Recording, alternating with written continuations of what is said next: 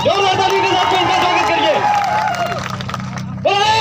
तीर कमान उमेश बेटा मो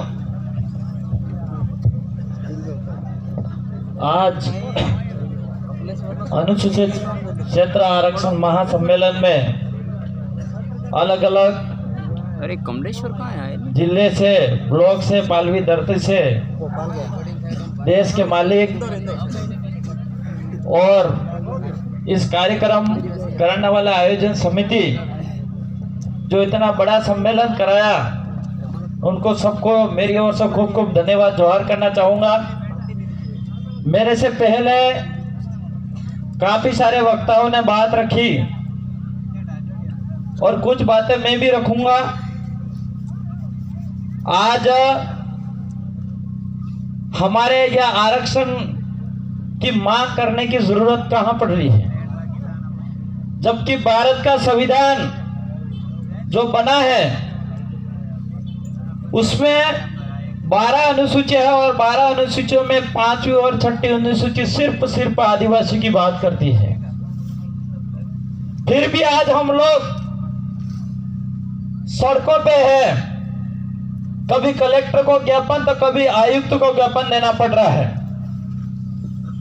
मेरे जहां तक जानकारी है, मैं जब से समझदार हुआ हूं तब से अभी तक आरक्षण की मांग कर रहे हैं, ऐसा लग रहा है मुझे। और हमारे से पहले भी आरक्षण के मांग हमारे जो डोकरे थे उन्होंने भी मांग करी है। लेकिन दुख इस बात क्या होता है कि आज जो हमारे आरक्षण की मांग करते हैं हम लोग, और आज तक नहीं मिला है हमको, और जो मिला था वो भी हमारे ही नेताओं ने बेच दिया। वो सबसे बड़ा दुख होता है। वो कब बेचा था? जब 2013 की अधिसूचना जारी हुई। हम लोग दूसरों को गालियां देने से कोई मतलब नहीं है। हमारा आरक्षण बेचने वाले नेता हमारे ही आदिवासी नेता थे कि नहीं थे? तो उन नेताओं को पहले चेंज करने की जरूरत है। आज उदयपुर संभाग के अंदर और बांसवाड़ा संभाग के अंदर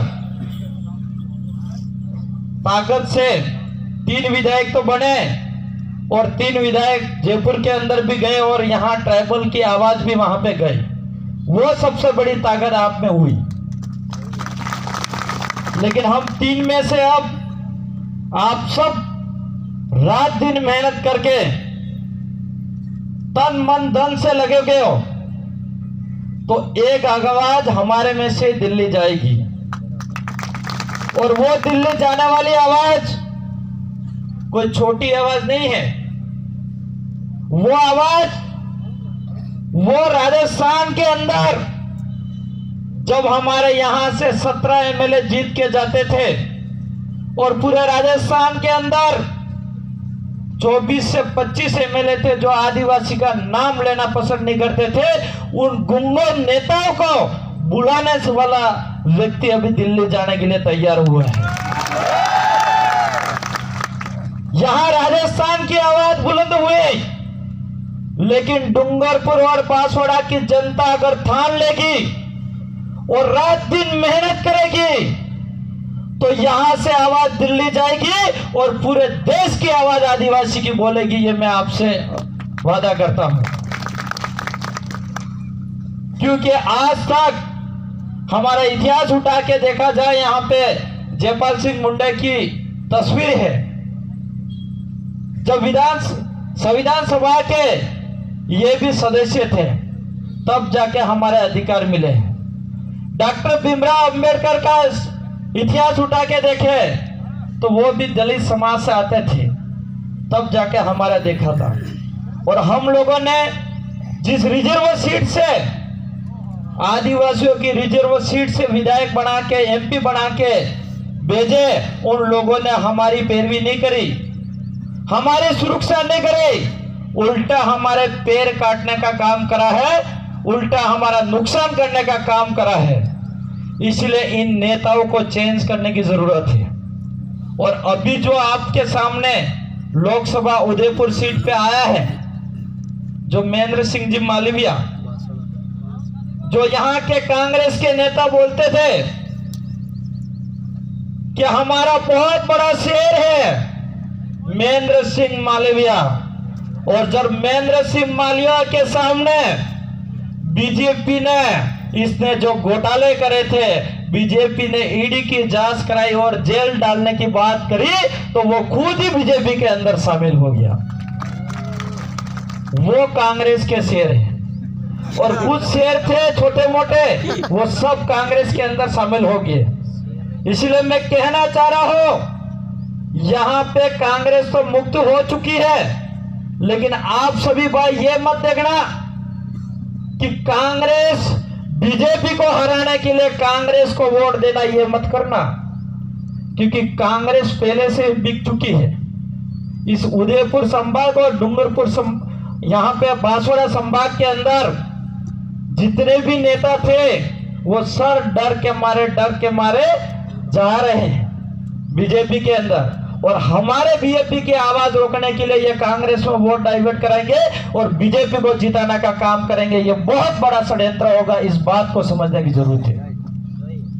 हम लोगों को समझना होगा, ये बीजेपी वाले लोग कांग्रेस को तोड़ रहे हैं और कांग्रेस के लोग बीजेपी का विरोध नहीं कर रहे हैं, यहाँ पे बीएपी का विरोध कर रहे हैं, भारत आदिवासी पार्टी का विरोध कर रहे हैं। इसलिए आप उनके नजरिए से अपन को स्पष्ट दिखता है कि ये लोग कांग्रेस वाले भी बीजेपी को जिताना चाह रहे हैं यहाँ पे उदयपुर संभाग और बांसवाड़ा संभाग के अंदर। इसलिए हमारा आदिवासी भाइयों को, हम लोगों को समझाना होगा कि एक एक वोट हमारे लिए कीमती है, और हमारे भारत आदिवासी पार्टी को, एसटी एससी ओबीसी भाइयों को हम लोगों को समझाना होगा और एक तरफा वोट देके हमारे भाई राजकुमार जी को जिताना होगा। आज मैं समझता हूं, हम लोग यहाँ पे हजारों की लाखों की संख्या में यहाँ पे आए हैं, और यहाँ पे आके रैली के रूप में जाएंगे, और बांसवाड़ा संभाग स्तर पे रैली एक अखबार में छप भी जाएगा, और यहाँ पे आयुक्त को हम ज्ञापन भी दे देंगे, लेकिन ये सिर्फ मेल कर देंगे। मुझे नहीं लग रहा है कुछ होने वाला है,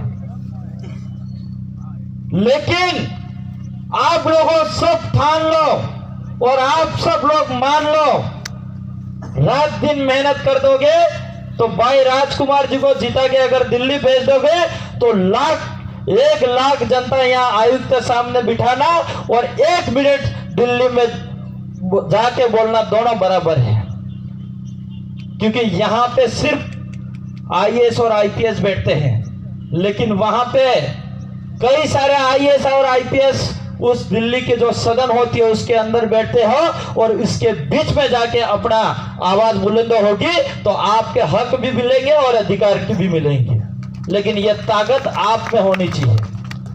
आज हम समझ रहे हैं, मैं आज आजपुर विधानसभा की जनता को सबसे पहले धन्यवाद देना चाहूंगा, जो आजपुर की जनता ने एक युवा से लगा के, बुजुर्गों से लगा के, महिला ने रात दिन मेहनत करके विधायक बना के जयपुर भेजा, तब जाके मैं जयपुर में आवाज उठा पाया, और आवाज उठाई, कई आवाज ऐसी उठाई मैंने जो शिक्षा के लिए और पानी के लिए बढ़ाई, तो सरकार एक्टिव भी हुई और सर्वे भी हुई और प्रस्ताव बना के भेजे तो करोड़ों रुपए का विकास भी होगा। ये आजपुर विधानसभा के जनता की ताकत बताता हूं मैं, तो वही ताकत आपको यहाँ पे बतानी होगी, तब जाके हमारे ये आरक्षण की बात कर रहे हैं, जो जल जंगल जमीन के अधिकार की बात करते हैं, तब जाके वो अधिकार हम लोगों को मिलेंगे। साथियों, यहाँ पे बहुत सारे वक्ता आए, बहुत अच्छी बातें करके गए, आपको पास उनका जो अनुभव था आपको दिया, लेकिन ये वक्ता भी और आप भी, हम लोगों ने आज सुन लिया, और हमने अगर हमारे ठाना नहीं और काम नहीं करा और यहाँ पे जीत हासिल नहीं करा, तो यहाँ पे इस पंडाल में बैठना और यहाँ पे आरक्षण करना ये व्यर्थ जाएगा, ये मेरा मानना है। हम लोगों को सब कुछ ठानना पड़ेगा। हम लोगों ने, हमारे पुरखों ने लड़ाई लड़ी, तब जाके हमको अधिकार मिला है। हमारे पुरखा कभी किसी से नहीं झुके, अंग्रेजों से नहीं झुके, किसी से नहीं झुके, तब जाके हमारा यहाँ पे अधिकार मिला और तब जाके भारत के संविधान के अंदर 5 और 6ठी अनुसूची लागू हुई है। इसलिए आप सब साथियों के बार बार चिट्ठी भी आ रही है, तो मैं एक ही बात कहना चाहूंगा कि अब की बार जयपुर तो राजकुमार जी की आवाज पहुंच गई है, लेकिन अब की बार दिल्ली आवाज पहुंचा देना। आप सबके आने वाली पीढ़ी सुरक्षित में रहेगा। हमारा जल जंगल जमीन का अधिकार दिल्ली में आवाज उठेगी, हर बात की आवाज वहां उठ सकती है। मेरी बात को यहीं रखूंगा। मेरी बात को सुना इसके लिए खूब खूब धन्यवाद। सबको जोहार।